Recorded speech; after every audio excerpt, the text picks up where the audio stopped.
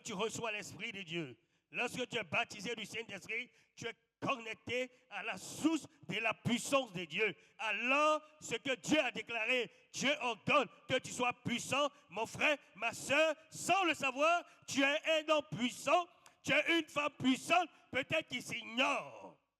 Et c'est ça le comme. Dieu a fait de nous des hommes et des femmes puissants, mais malheureusement, nous ignorons cela. Souvent, nous sommes en train de demander des choses à Dieu pour lesquelles il nous a donné déjà le pouvoir. Dans Marc 16, 17, que nous avons lu, il dit, voici les miracles qui accompagneront ceux qui auront cru. À mon nom, ils chasseront les démons. Alors, ce n'est pas normal qu'un démon vienne troubler tes nuits en couchant avec toi. Dieu t'a déjà donné ce pouvoir de le chasser. Ce n'est pas normal qu'un démon vienne pour dire dans cette famille, on ne se marie pas. Et tes parents qui ne connaissent pas le Seigneur subissent la même chose. Et toi, tu es enfant de Dieu, tu laisses faire. Ce n'est pas normal. Oh, Dieu t'a donné ce pouvoir de pouvoir dire à ce démon, arrête, je suis ton terminus. Quelqu'un peut dire avec moi, je suis ton terminus. Je suis ton terminus. Je suis le terminus de la malédiction familiale. Je suis le terminus de la malédiction générationnelle. Je suis le terminus de l'échec familial. Je suis le terminus. Ça ne me convient pas. Dis, je suis le terminus. Je suis le terminus. Je suis le terminus. Tout décret familial dans ma famille, dans ma région, dans mon village, je suis le terminus. C'est pas toi, ça doit prendre fin, parce que Dieu t'ordonne que tu sois puissant. Ce n'est plus eux qui vont exercer l'autorité, mais désormais, par son esprit qu'il te donne, Dieu te donne d'exercer l'autorité. Et tu dois être le terminus de la mort prématurée. Tu dois être le terminus de la pauvreté. Tu dois être le terminus de la malédiction. Tu dois être le terminus de célibat. Tu dois être le terminus des limitations. Tu dois être le terminus du non-accomplissement. Si tu es d'accord, dis au nom de Jésus et on acclame le Seigneur. Dieu nous a sauvés, Dieu nous a choisis, il nous a mis dans nos familles pour que nous soyons la lumière, nous soyons le sel et que nous soyons le terminus. Les ténèbres ne régneront pas toujours. Pourquoi? Parce que Dieu a ordonné que tu sois puissant. Dieu a ordonné que tu sois puissant. Dieu a ordonné que tu exerces l'autorité. Voilà pourquoi les ténèbres ne doivent plus régner. Les ténèbres ne doivent plus régner. Il faut que tu te lèves. Il faut que tu te fâches. Il faut que nous levons et il faut que nous fâchons. Le Seigneur a déjà tout accompli. Le Seigneur a déjà tout fait. Alors, cessons de planifier. Seigneur, tu ne me vois pas.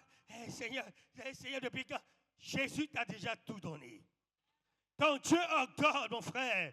Ton Dieu ordonne, ma soeur, que tu sois puissant. Et pour que tu sois puissant, il t'a donné son esprit. Et à côté de son esprit qu'il te donne, il t'équipe par les dons spirituels. Il t'a donné sa parole pour quand tu appuies sur sa parole et en faisant la proclamation, ce soit le puissant. La parole est envoyée en mission lorsque nous la proclamons. Parce que Dieu est dans sa parole. Nous avons tout, chers frères et chères sœurs.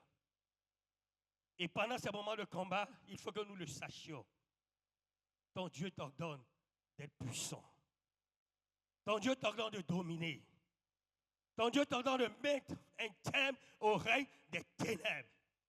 Fais une évaluation dans ta vie personnelle, une évaluation dans ta vie familiale. Et puis, identifie les problèmes qui se répètent. Identifie les situations qui sont embarrassantes.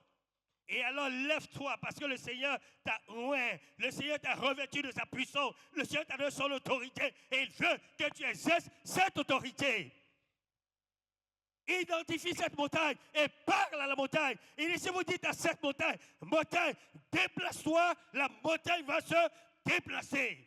C'est ça l'exercice de l'autorité. Maladie incurable, maladie générationnelle, maladie familiale, parce qu'il y a des maladies.